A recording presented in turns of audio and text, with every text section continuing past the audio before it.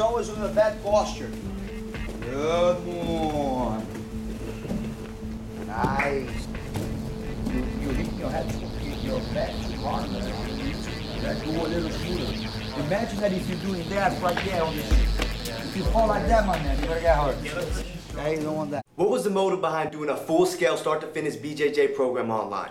It's never good for you to hide knowledge because your art dies with the time, you know. So I think it's always important to share knowledge. The technique is spread out, and there's a lot of good stuff and a lot of bad stuff, unfortunately. With all these videos and all these programs online about BJJ, I took a look on them, and I thought, me and Justin, my partner on this project, thought about doing something which would be the next step, something that would be really, really good technique-wise, but also the quality will be like top-notch. So with all the respect to the other websites, I don't think any of them has the quality that we have on the technical part, and as well on the production of the website. So we dove into this program, and we studied a lot to see what was good in other, what was bad, or what was missing, and you come with DraculinoBJJtraining.com.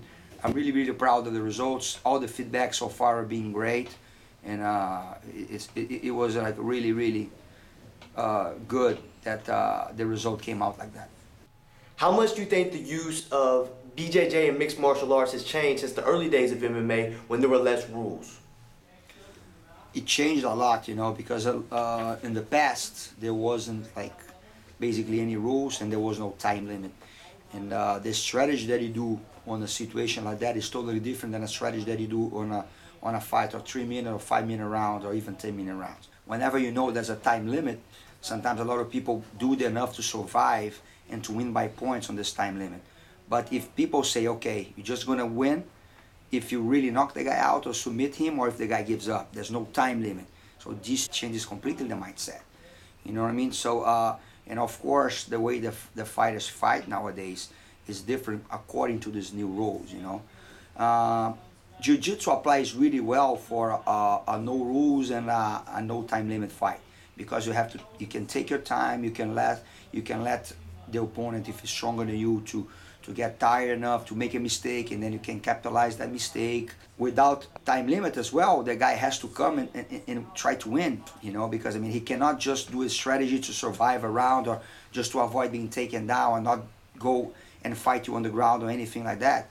So without time limit, he has to go, he has to engage, which is always good for a jiu-jitsu guy. So it changed a lot, and you have to adapt to the reality. So nowadays, like, everybody trains a little different than he used to train like 20 years, 30 years ago.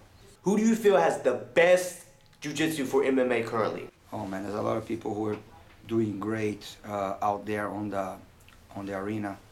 I'm a really big fan of Renzo. I think Renzo of all times is the guy who showed the best jiu-jitsu for MMA. You can see that Renzo, even when he gets really tired, somebody's on his guard, they cannot even touch his face barely, you know. The amount of technique he has is unbelievable. And whenever the guy does a mistake, he wins. So Renzo for me is my all-time favorite that I saw. You know, I saw Renzo beginning his career and everything, so I really like Renzo. There's the new guys also like really Antonio Rodrigo Minotauro. Minotauro is really, really good jiu-jitsu for MMA. Damian Maia is unbelievable. Tyler Slater showed up really, really good jiu-jitsu also for MMA. And the list goes on, guys. You know, we have Alf Gracie also, really good jiu-jitsu for MMA. And thank God you have really good representatives on the actual MMA scene. How often do you watch big-name MMA matches in which you could help fighters correct obvious mistakes? Like I always said, guys, seeing from outside is easy, and put mistakes on somebody sitting on your couch, eating ice creams and drinking a beer is easy, you know. There's a lot of people who likes to put mistakes, and a lot of people, oh my God, can you believe that the guy did that?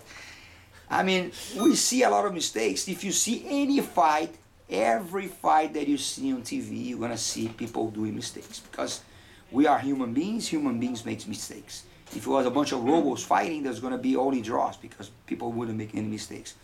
But yes, we see a lot of mistakes, and I really believe that a lot of mistakes don't come of lack of knowledge, but come sometimes with the tiredness. So people get tired, and whenever I get tired, they stop thinking. So sometimes you see really good jiu-jitsu guys getting tired and they're doing mistakes like a white belt, you know. But it's like I said, you know, like I've been there, so I know how it is, you know. It's not easy at all, you know, whenever you're being punched in the face, kick, knee, adrenaline, people, money involved, everything affects you in a way that you will do mistakes. But yeah, like, you know, the guys who are like close friends and guys that you really admire, sometimes you wanted to be there and, you know, give some kind of advice, but I mean, this cannot be done, unfortunately, all the time. So. One of the wonderful things about BJJ is that it continues to evolve instead of being taught as if it was a dead language. Have you seen this evolutionary growth begin to slow yet at all? Not at all. Jiu-Jitsu evolves every day. That's what makes Jiu-Jitsu so interesting, because it's something that is changing every day. It's something that is evolving every day. You see that sometimes, like in 1 year difference, you see the World Championships in Jiu-Jitsu, and then you see 1 year after, sometimes you see completely new techniques, and the techniques that were used on the year before, like being done in a way more perfect way. And that's always new things, you know, like there's a lot of people training, there's a lot of minds inputting on improving techniques. So of course there's going to be a bunch of new things coming up, and Jiu-Jitsu is infinite. I would like to say that I think Jiu-Jitsu is infinite, and there's so many possibilities that you have through the technical game of Jiu-Jitsu. I think it's never end. I think the evolution is going to be forever.